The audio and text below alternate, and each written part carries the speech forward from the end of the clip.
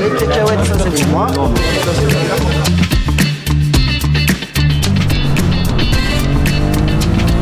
C'est pas beaucoup plus long que ma fille en fait. Salut les amis, j'espère que vous allez bien. Nous sommes sur le circuit de Lédenon. Je vais participer ce week-end à la finale de la 8S Cup. Je suis comme un gosse. Merci à Suzuki France pour l'invitation. Pour commencer, je vous propose une embarquée. Je vais la commenter, sinon ça va être un peu long. Allez, c'est parti. C'est parti pour le Grand 8 de Lédenon, un circuit qui porte parfaitement son surnom. Dès mon premier tour, les sensations sont complètement folles, surtout dans les descentes et les virages à l'aveugle. Ce week-end, je découvre aussi la Suzuki 8S. Et clairement, la prise en main est immédiatement facile. On se sent tout de suite à l'aise. Le plaisir arrive dès les premiers tournants, comme ils disent dans le sud. Le moteur est linéaire et le son du yoche dans les oreilles, waouh, que du bonheur. Le châssis est facile et tolérant. Il pardonne mes petites erreurs. Côté freinage, rien à redire. Quand tu prends le levier, la moto s'arrête et c'est exactement ce qu'on recherche. Pour l'électronique, on retrouve un shifter up and down, impeccable à la montée des rapports. Pour la descente, j'ai préféré gérer le frein moteur à l'embrayage. Au final, avec ce roadster préparé pour la piste, on a tout ce qu'il faut pour apprendre, progresser et surtout se régaler.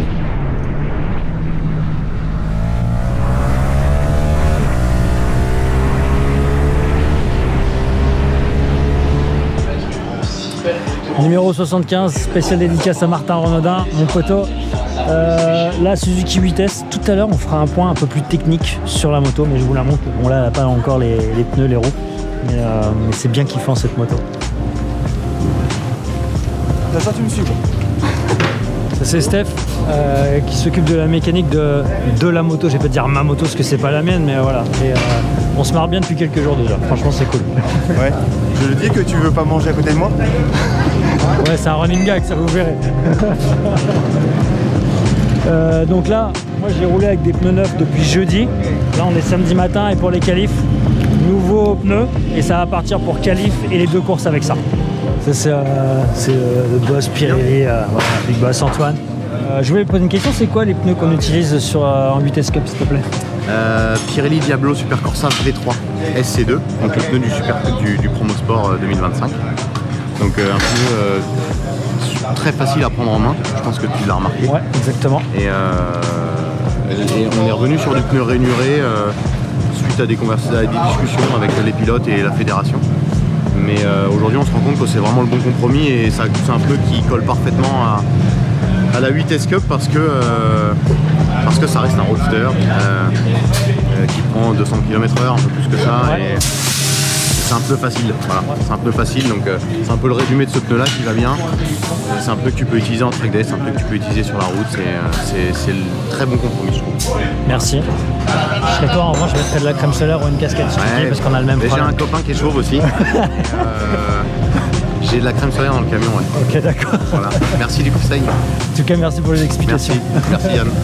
Alors nous sommes ici dans le village de la 8S Cup, c'est super cool, il y a tous les pilotes avec les belles tonnelles. C'est très convivial, vous allez découvrir ça au fur et à mesure du week-end. D'accord. Et Etienne, est-ce que le secret c'est les pailles d'or Mais on était en train d'en parler justement, je suis pas sûr.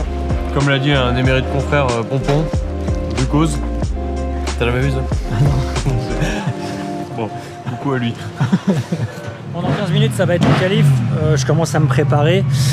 Ce matin la séance c'était pas génial, j'ai tenté des choses, je me suis fait quelques frayeurs. Donc là on va voir, le but c'est vraiment d'appliquer ce qu'on me dit. Il y a Étienne Masson qui est là qui donne des conseils. J'ai Martin Renaudin qui me fait des briefs parce que je lui envoie les embarquer tous les soirs. J'ai aussi les autres pilotes qui me donnent des tips, donc c'est cool, il va falloir maintenant mettre tout bout à bout, tenter des choses et y aller.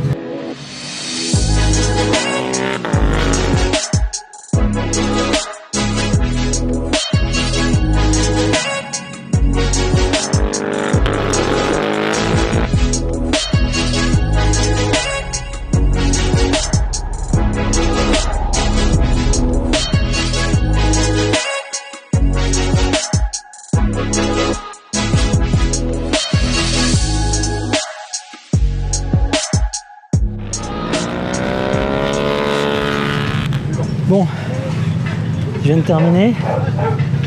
Je sais pas mon chrono, on va voir. Je sais que je rentre plus vite dans le triple gauche, mais même s'il y a encore du boulot.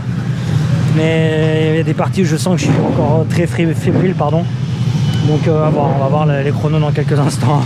Mais c'était une bonne séance pour rouler. J'ai enchaîné les tours, j'étais content. Et, j'ai essayé de travailler pas mal de petits points. Bon, j'ai fait une 37,9.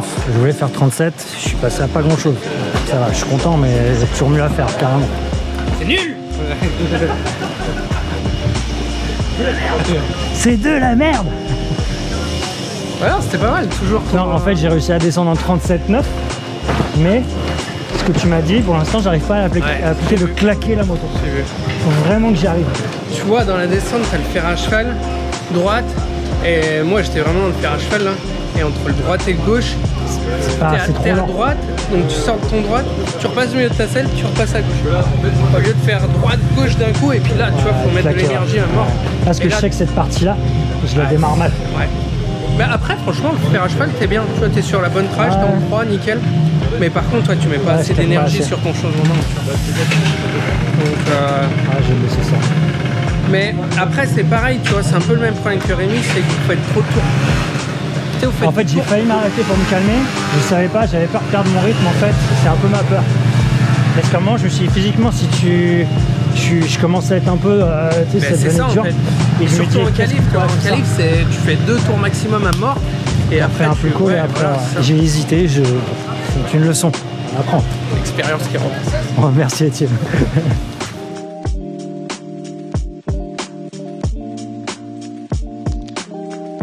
Bon, la petite sieste a fait du bien. Il est temps de se préparer pour la course qui sera maintenant dans une demi-heure. Et ce sera pour 12 tours.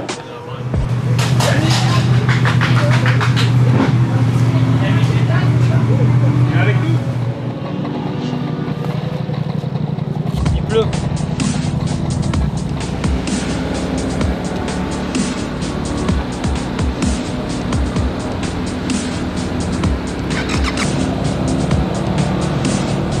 Course 1, c'est parti. Un mélange de pression et de bonheur. J'ai pleinement conscience du privilège que représente cette invitation à participer à la course.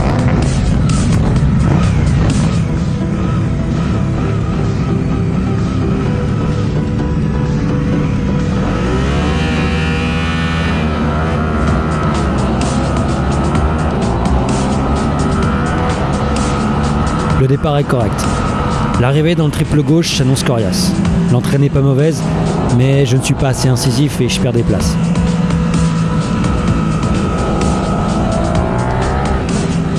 Rapidement, je laisse filer le groupe devant moi.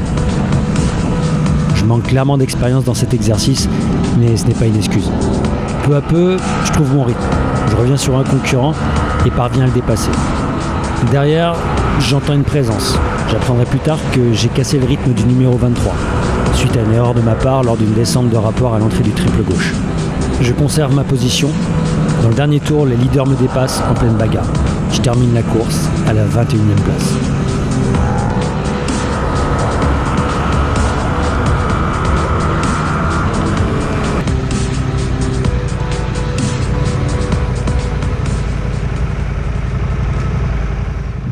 Bon bah voilà.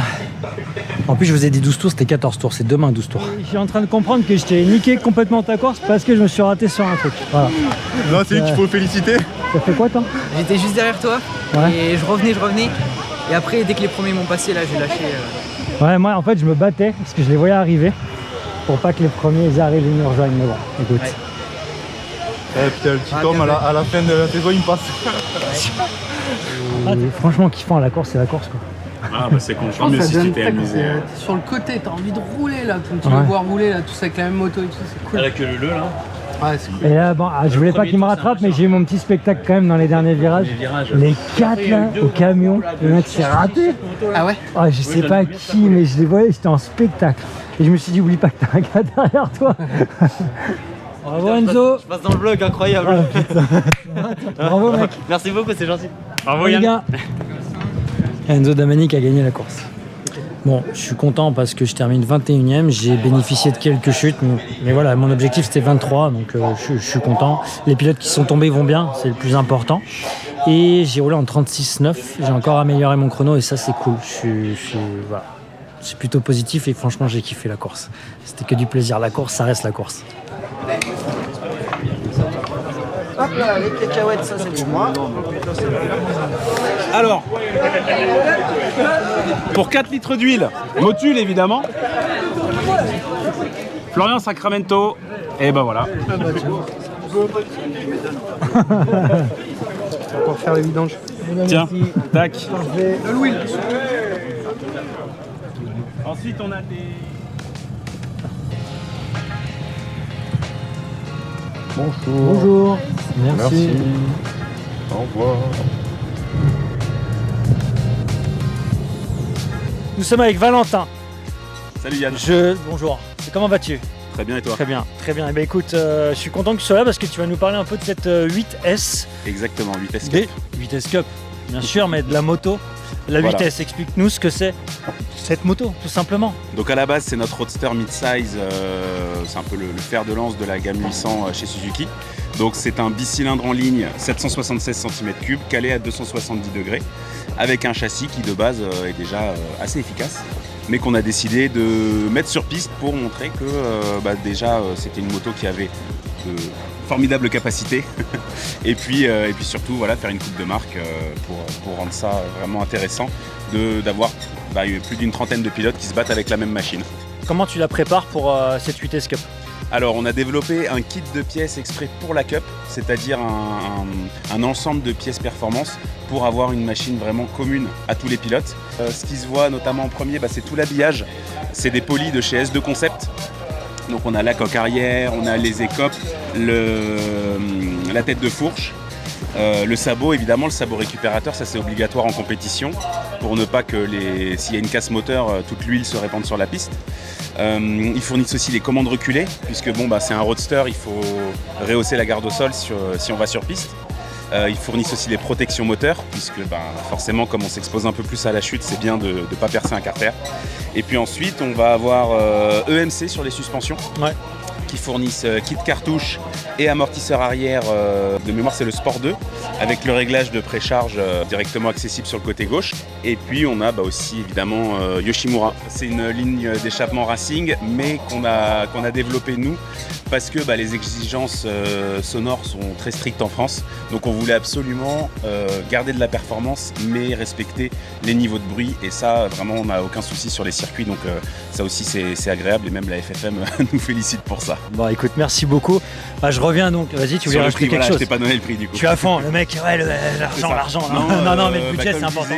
Le budget, donc la moto, aujourd'hui, selon les années, on a des modèles en promotion. Donc le tarif, il se situe aujourd'hui aux alentours du 1000 €, voire en dessous. Et le kit de pièces, on est à 3790 € je crois. Donc en tout cas moins de 4000, ouais. Ce qui fait qu'on a une moto équipée aux alentours de 12-13 000 €. Donc ce qui pour nous est quand même, on a voulu quelque chose d'accessible. Magnifique, merci beaucoup Valentin. Avec plaisir. Bisous Luc. Il est 10h23, la course est à 11h40. Donc là, il va falloir s'échauffer parce qu'il n'y a pas de séance avant. Manger une banane, d'habitude je mange pas trop le matin, mais là il faut vraiment se forcer pour avoir de l'énergie sur la moto. Et j'ai hâte d'y être. La course c'est la course, c'est trop bien. Maintenant il va falloir travailler sur pas mal de petits détails, notamment le premier virage au départ et après le rythme et pas faire d'erreur.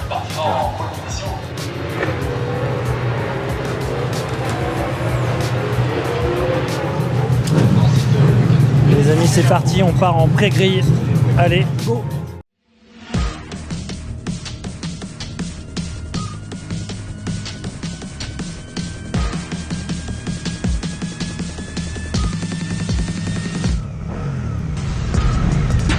Course 2, on y est. Se retrouver sur une grille de départ au guidon d'une moto, c'est toujours aussi excitant.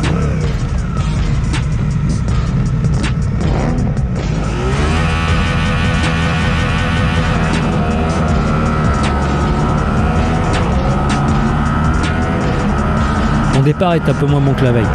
L'entrée dans le triple gauche ne se passe pas mieux. Je ne suis pas satisfait, mais je reste concentré. Le seul point positif, c'est que le concurrent devant moi est à ma portée. Le premier tour est encore trop timide. Martin Renaudin, devant le live timing, me le fera bien comprendre au téléphone après la course. Je parviens à dépasser le pilote devant et je maintiens la route. Je reviens ensuite sur le numéro 23, que j'avais gêné en course 1.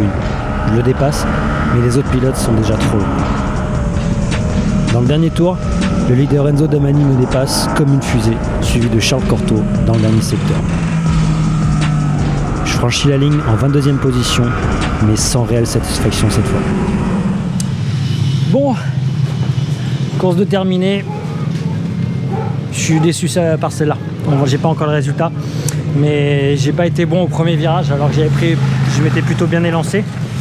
Donc on fera le bilan juste après. Je vais enlever la combinaison, tout ça, mais voilà, j'ai pris du plaisir bien sûr, mais c'était pas la course d'hier, dommage.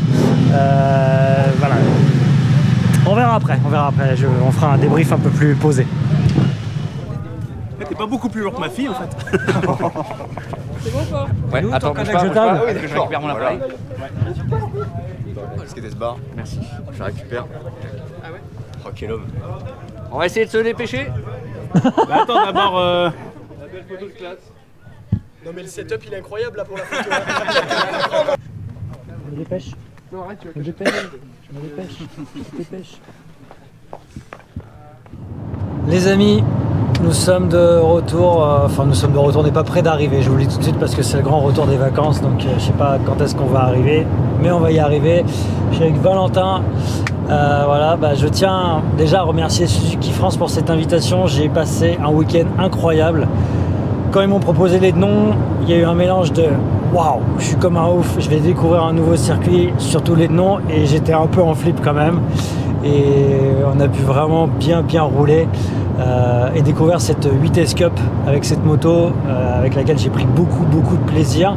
Et puis l'ambiance du village 8S Cup, j'espère que vous avez pu le voir dans la vidéo, c'est fantastique, entre les pilotes, les familles autour, les assistants, voilà, ça se déroule pendant le championnat de France Promo Sport et c'était incroyable, c'était que du plaisir. Au niveau des résultats, bon, voilà, j'ai pas beaucoup roulé cette année, donc on va dire que je suis content, surtout que je découvre un nouveau circuit qui est très technique. Donc voilà, mais il y a encore du boulot, bien sûr, comme d'habitude. Je voudrais remercier Étienne Masson, Martin Renaudin, Rémi Darod et Jérôme Adrion pour leurs précieux conseils. Franchement, ça m'a vraiment aidé. Et je tiens à remercier bien sûr Steph qui a fait la mécanique, qui m'a assisté, c'était incroyable. Et toute l'équipe Suzuki France. Bon, il y a Valentin qui est là, donc j'en profite. Ça fait avec grand plaisir. On a vraiment un bonheur de t'avoir avec nous, de te faire découvrir la 8S Cup, de te faire découvrir les deux noms. Que dire de plus? Que dire de plus, voilà, j'espère que vous aurez apprécié ce petit inside et on se donne rendez-vous très bientôt pour de nouvelles aventures. J'arrive plus à parler, je suis trop mort là. Je vous dis à l'année prochaine pour la deuxième saison de la 8S Cup. Il est chaud, il est bon.